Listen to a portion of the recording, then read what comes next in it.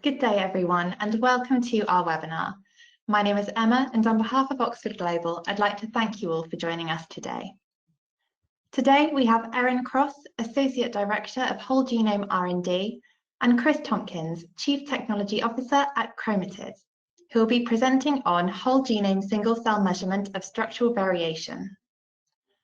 After the presentation, we will have a 15-minute Q&A session. Please submit your questions through the chat option on the bottom of your menu display.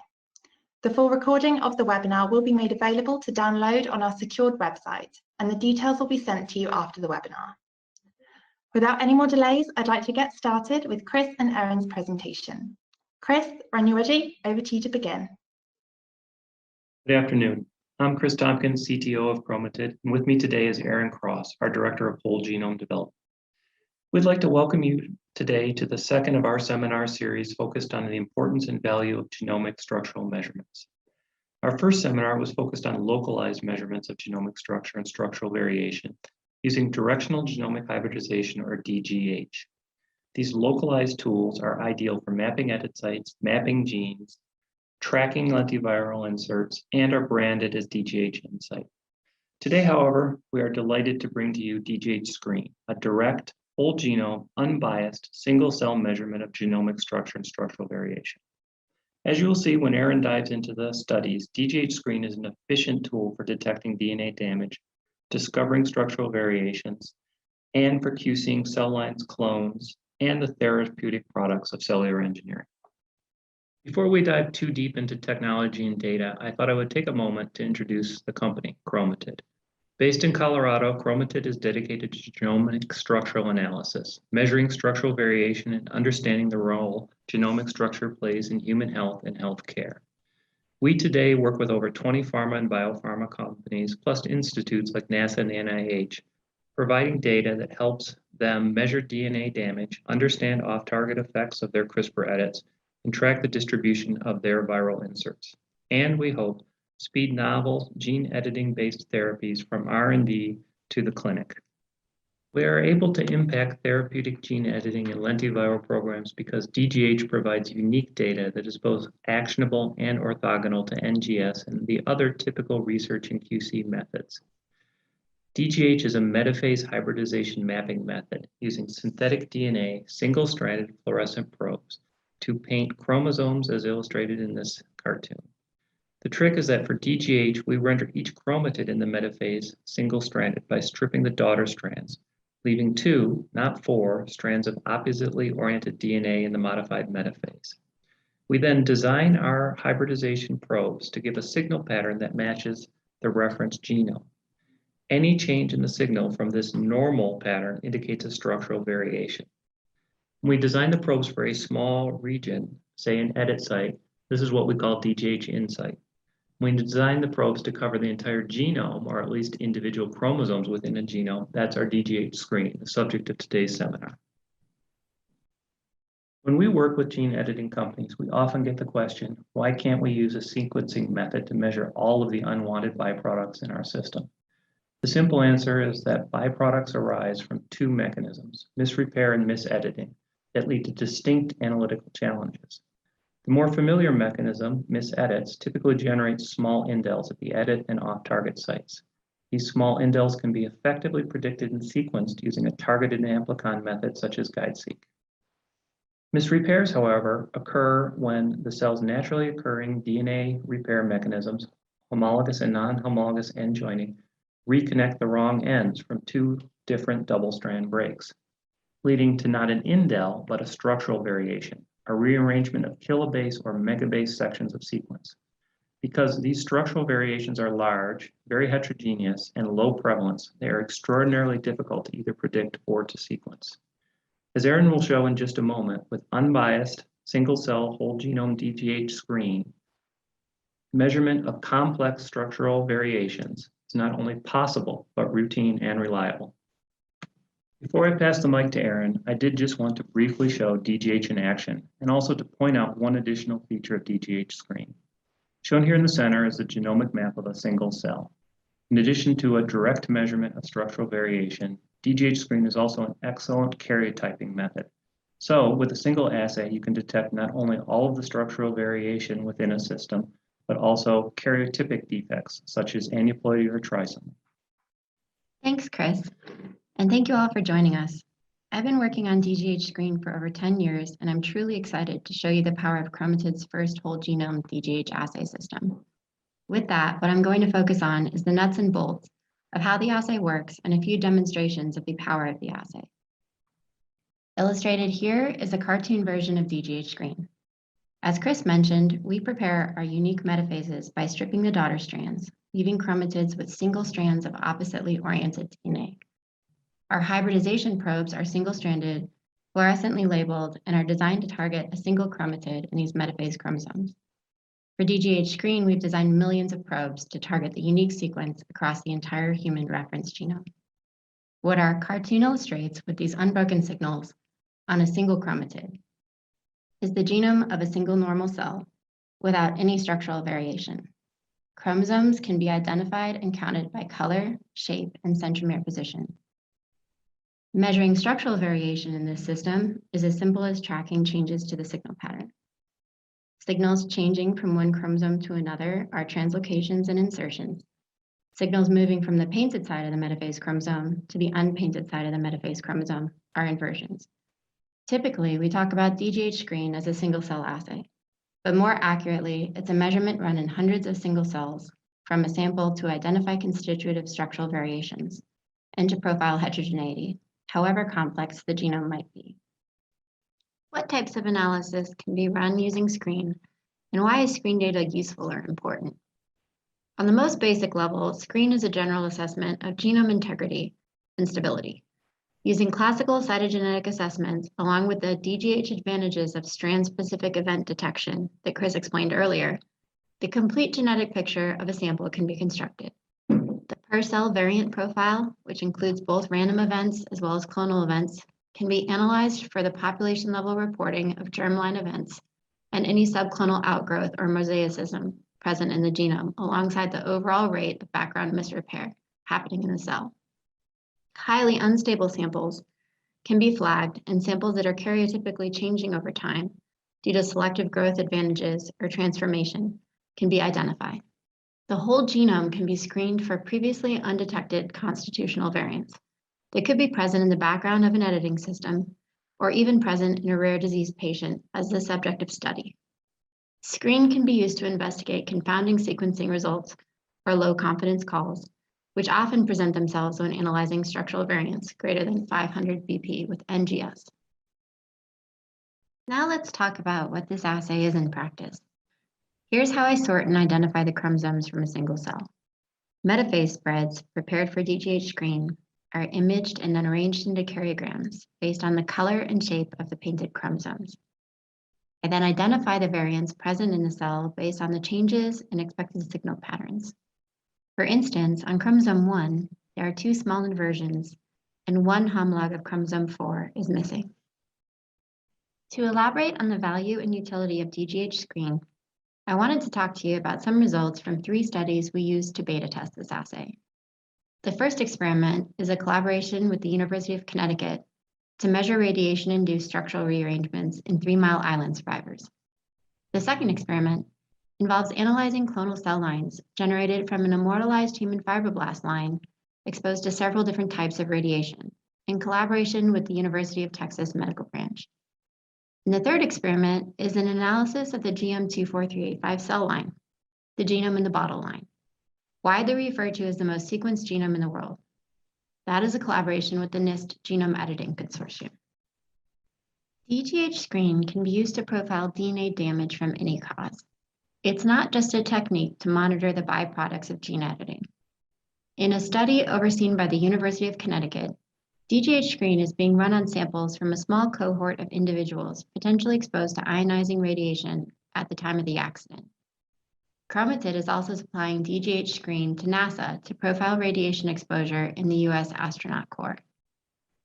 From data gathered in previous studies, it is known that structural variations present in the genome as a result of radiation exposure, especially inversions, persist and are measurable in the blood of affected individuals.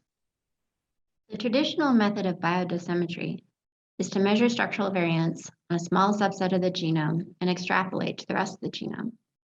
This data comes from the respective biodosimetry study performed on exposed U.S. atomic veterans and shows the dose calibration curve generated in control samples. An early version of DGH screen used DGH chromosome paints 1, 2, and 3 in a single color biodosimetry assay, as shown in the image on the left. Event rates for both translocations and inversions were extrapolated to whole genome equivalency to account for the unpainted portion of the genome. Both inversions and translocations increased in a directly proportional rate to the dose of radiation, or, put another way, dose of double-strand breaks. Inversion rates increased at a steeper rate than translocation rates and proved to be a more sensitive unit for measuring received radiation dose. The ability of DGH screen to add inversion rates, even in a limited study like this, dramatically increases the sensitivity of traditional biodosimetry techniques. While this was a successful technique, imagine what could be done with a whole genome assay. We move now to some of the data generated from the 3 Mile Island study samples. The image on the left shows the metaphase spread before sorting and karyogram organization, and the image on the right is organized to reflect the chromosome ID per homolog into a karyogram for assessment. Chromosomes with structural variant events are shown circled in white. A reciprocal translocation between chromosomes 7 and 14 was observed in this cell, along with several inversions and sister chromatid exchanges. The 2 translocation derivative chromosomes have a combination of pink and green paint. This image illustrated the power and sensitivity that can be achieved by removing the extrapolation and directly measuring every variant across the genome. KromaTid is currently collaborating with the University of Texas Medical Branch in Galveston to provide structural variant data for clonal derivatives of individual human cells surviving ionizing radiation exposure. For this second use case, I'd like to show you the DGH screen results from one of the clones. The karyograms here are from 2 separate cells, in a clone derived from a sample irradiated with an iron source.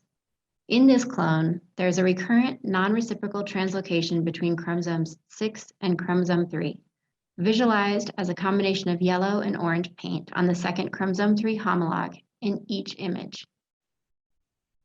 The inversions in the normal chromosome 3 homolog and 1 homolog of chromosome 12 are new findings for this clone and are pictured in orange circles.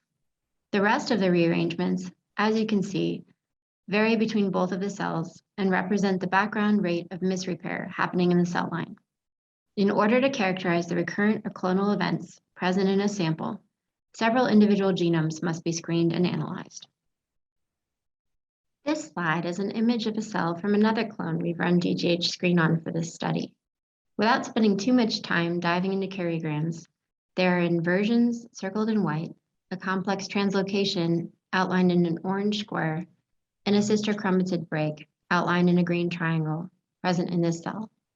Next steps will be to identify all recurrent events in each clone for comparison to MFISH, GBAND, and sequencing data. The first 2 cases, which I've just briefly touched on, are simple illustrations of the power of DGH screen. However, there is no limit to the level of structural heterogeneity, complexity, differentiation, or transformation that we can measure with DGH screen. The samples I'm going to discuss with you today were provided to us by NIST and were generated from the progenitor cell line of the genome in the bottle sequencing standard. These cells were donated by a rare and undiagnosed disease patient and were immortalized by Epstein-Barr virus transformation. The data I'm going to show you today illustrates the difficulty of working with these types of immortalized cell lines, which can become unstable in culture and differentiate or transform.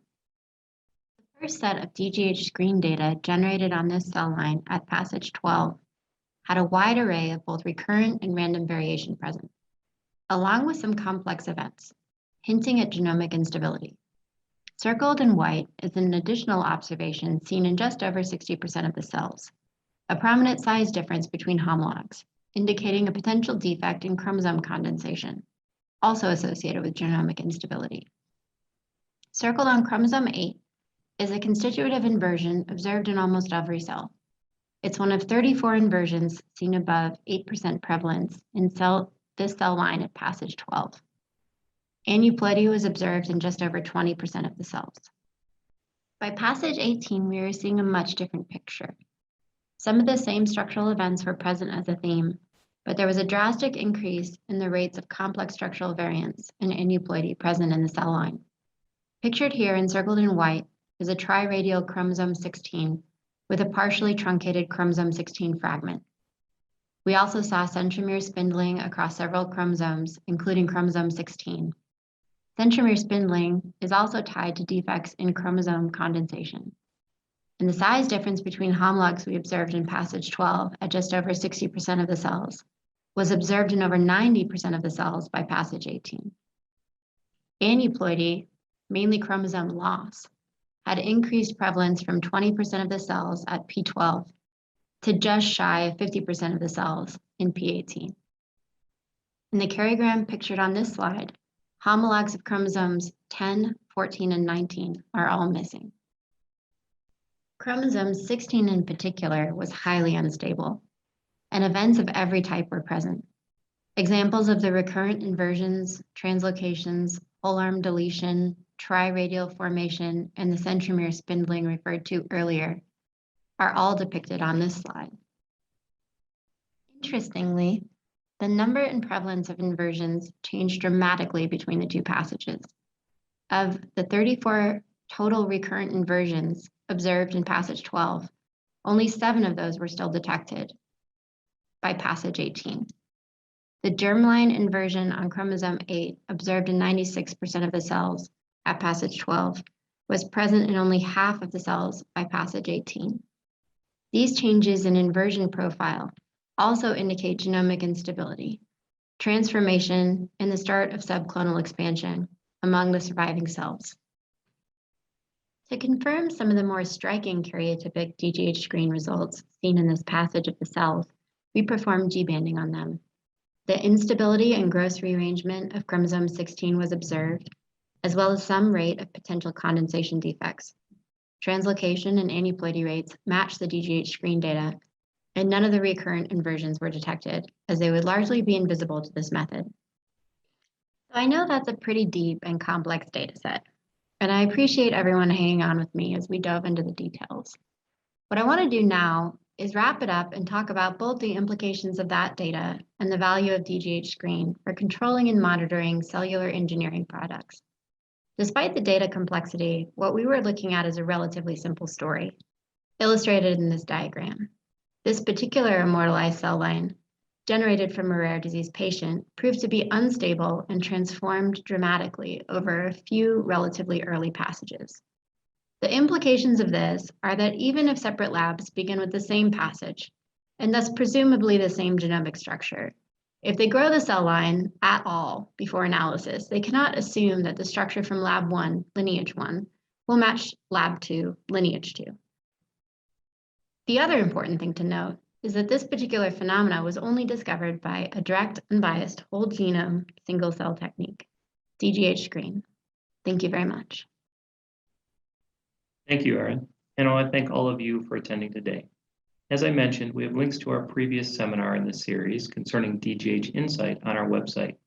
And please be on the lookout for our next seminar for a new KromaTid product, DGH Discover. DGH Screen is available today, and we will be delighted to partner with any and all of you to help solve your genomic analysis problems. Thank you very much, Erin and Chris, for a fantastic presentation. Now, I would like to open the floor for discussion. Remember to send us your questions using the chat feature on the platform.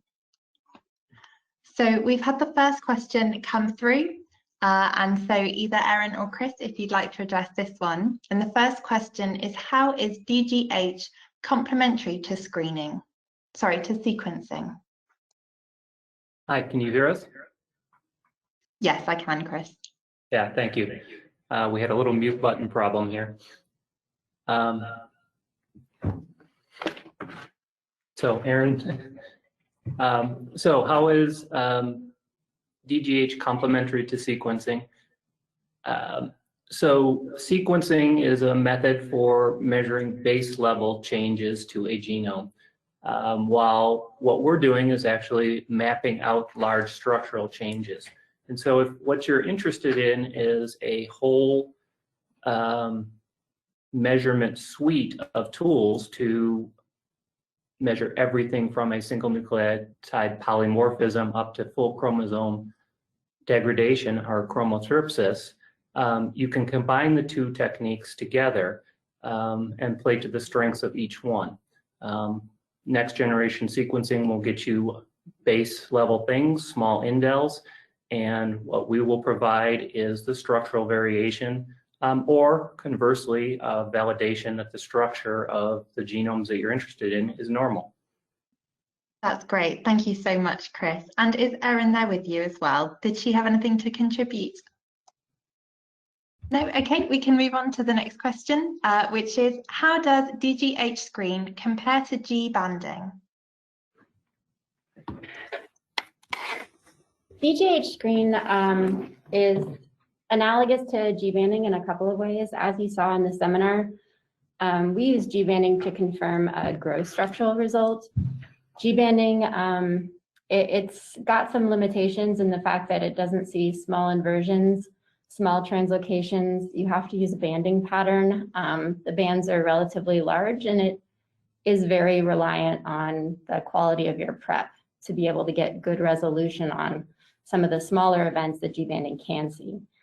So I'd also like to add, G banding is a staining method where DGH is inherently a genomic method. So we have genomic probes that are hybridizing directly to the DNA within the chromosomes. And so we're able to achieve a much higher resolution for structural variants. So G banding is it's a standard technique for gross structural changes, but that's really all it can do. Fantastic, that's great. Thank you so much. And could you tell us how many cells do you generally count for a typical DGH screen assay? So it's really dependent on the purpose.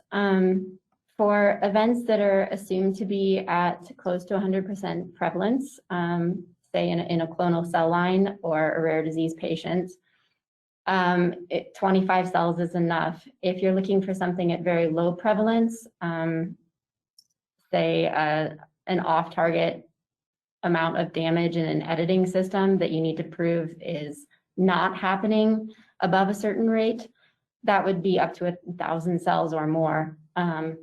Either way, the assay can be flexibly configured to answer the questions at hand, given the context of the problem statement. Absolutely, that's great. Thank you, Erin. And what I believe is our last question, unless any of our attendees would like to send through their questions now, is can DGH screen be combined with your other assays?